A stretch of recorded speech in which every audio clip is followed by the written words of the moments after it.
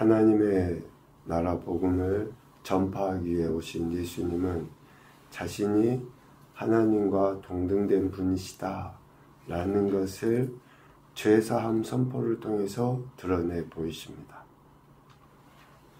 중풍병자를 메고 온 사람들 앞에 예수님께서 그렇게 말씀하시죠. 이 사람은 네 죄사함을 받았다. 죄사한다라고 하는 것은 하나님의, 그래요, 율법주의자들이 이야기하는 그 말이 맞아요. 하나님만 가지고 계시는 그러한 그 하나님 되심을 상징하는 거거든요. 그래서 예수님의 그런 말씀에 대해 저들이 신성모독이다라고 이야기한 게 맞아요. 그러니까 예수님께서 자신이 하나님 되신다라고 하는 것을 먼저 드러내 보이시는 것이 죄사함의 선포입니다. 그러니 예수님이 전하고 계시는 그 하나님 나라는 예수님이 하나님으로서 자신의 나라를 이 땅에 나타내 보이시기 위함인 거예요. 그리고 예수님은 이 하나님 나라를 전파해야 될 자신의 동역자라고 할 수도 있죠. 그들을 세워나가십니다. 5장에 보면 어부였던 자들, 또 그리고 특별히 세리였던 자. 좀 불편하지만 유대인들로부터 이렇게 인정받지 못한 사람들이지만 어때요? 그 사람들을 하나님 나라를 전파해야 될 자신의 동역자, 제자, 오늘 본문에 보면 사도로 부르신 거예요. 레위를 부르셨을 때, 즉 나를 따르라 라고 하셨을 때에 그는 즉시 자신의 것을 버리고 일어나서 예수님을 따릅니다. 우리가 예수님을 따름에 있어서 본받아야 될 중요한 태도들을 예수님의 부름을 받은 제자들을 통해서 보게 돼요. 언젠가도 이야기했지만 베드로를 부르셨을 때에 베드로가 그물과 배를 버려두고 예수님을 따라가죠. 그런데 이 버려두고가 안전히 그냥 다 처분해버리고 두 번 다시 자신의 소유가 아니다라는 그런 의미가 아니에요. 예수님이 십자가에 못 박혀 죽임당하시고 난 이후에 베드로가 어떻게 합니까? 무슨 일을 해요? 또다시 돌아와서 어부 일을 해요. 그러니까 버려두고 라고 하는 것은 마음이, 영적 주인이 완전히 바뀌었다라는 것을 의미해요. 진짜 우리의 주인이 바뀌었는가? 내가 예수님을 주인이라고, 나의 왕이라고 고백을 하는데 진짜 그렇게 바뀌었는가? 오늘 레위도 마찬가지예요. 자신의 모든 것을 버려두고 예수님을 따라가요. 그러할 때에 예수님을 비방하는 자들, 바리새인과 서기관들, 신성모독이라고 이야기했던 자들이 예수님을 향해 또 그 무리들을 향해 세리와 죄인과 함께 먹고 마시는 사람들이다 라고 비난해요. 왜 이런 비난을 합니까? 저들의 율법의 상식에 어긋나니까 그래요. 상식에. 저들이 갖고 있는 율법의 상식에 반하니까 예수님을 비방하고 예수님을 따르는 무리들을 더더욱더 무시하고 멸시하고 죽이려 하는 거죠. 여러분, 상식이 진리는 아닙니다. 다 사람들이 이야기하는 그런 상식 이야기하는데 상식이 진리가 아니에요. 또 눈에 보이는 사실이 진리가 아니에요. 우리는 사실이 마치 진리인 것처럼 착각을 하는데 진리는 하나님 말씀이에요. 우리 상식이 안 맞아도 하나님 말씀이 진리인 거예요. 오늘 율법에 의한 그 상식에 사로잡혀 있는 자들은 예수님의 이러한 행실 도무지 이해할 수 없는 거죠. 그래서 예수님을 신성모독하는 자다 비난하고 죄인의 친구다 라고 이렇게 비난을 하는 거죠. 그러나 예수님, 하나님이신 예수님께서는 어때요? 율법을 통해서 이루어질 수 없는 하나님의 완전하신 뜻. 율법 그 자체는 완전한 것이지만 율법을 통해서 우리 인생이 이 땅에서 이룰 수 없는, 누릴 수 없는 그 하나님 나라를 드러내 보이시기 위해서 예수님은 이 땅에 오신 거예요. 그러니까 우리가 하나님 나라가 궁금하면 예수님께서 하신 말씀, 우리가 하나님 나라를 누리기 위해서는 예수님의 말씀을 우리가 살아내면 하나님 나라를 누리는 거예요. 그것을 알게 돼요. 그러니까 말씀을 빼놓고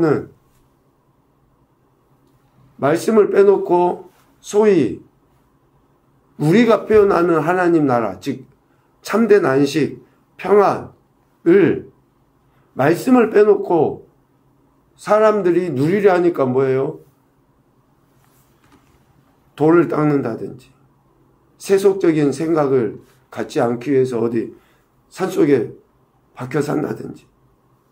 그런데 그 안에서 진짜 하나님 나라 안식을 누릴 수 있습니까? 뭐 그러는 거예요. 하나님이신 예수님께서 이 땅에 드러내고자 하는 그 하나님 나라. 그래서 이 땅에 오셔서 그 목적을 신실하게 이루어 가신 거죠. 오늘 우리가 읽은 6장에 보면 안식일에 예수님께서 하신 일들과 또 그 일들을 비방하는 무리들이 나와 있는 것을 보게 됩니다. 5절에 보면 인자는 안식일의 주인이다 라고 예수님께서 말씀하셔요. 하나님 나라 복음을 전하시며 불렀던 그 제자들 있잖아. 그들과 함께 전도 여행을 다니신 거죠. 다니시면서 항상 하나님 나라를 전파하셨으니까. 이제 안식일에 밀밭 사이로 지나가시게 된 겁니다. 소위 하나님 나라를 전파하시면서 안식일에 밀밭 사이로 지나가게 된 거예요.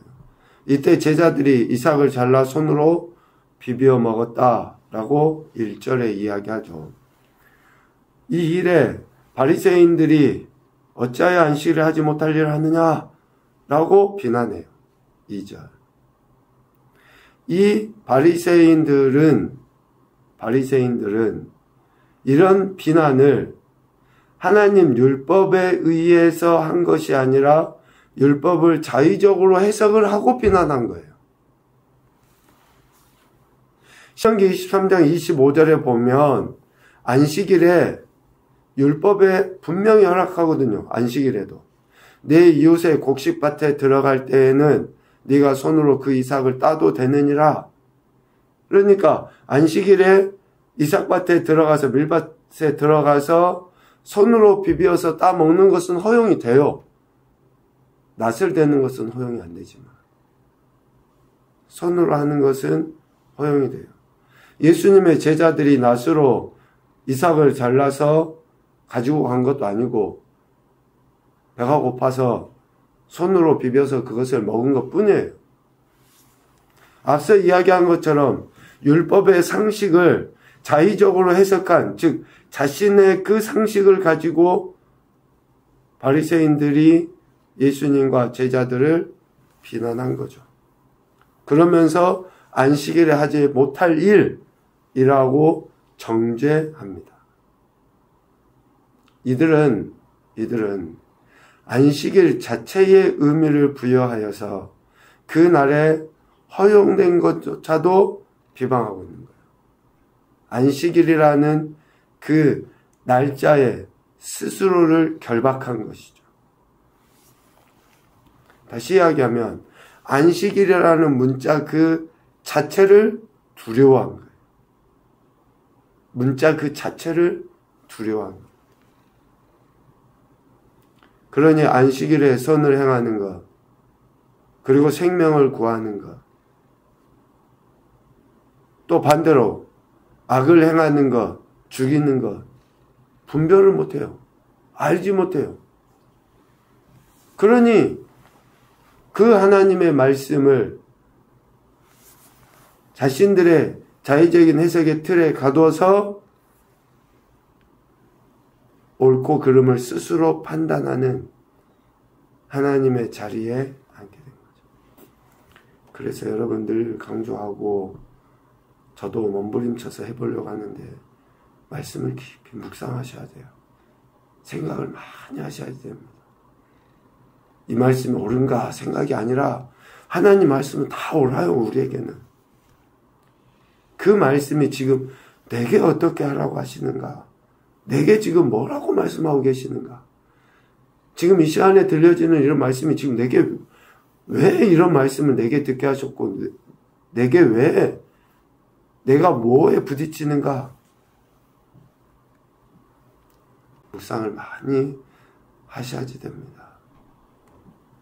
예수님은 하나님께서 모든 날과 모든 것을 정하신 목적을 분명하게 알고 계신 거죠. 그러니까 안식일이 존재하는 것은 결국 뭐예요? 선을 행하기 위해서고 생명을 살리기 위해서. 모든 날이 그런 것처럼 안식일조차도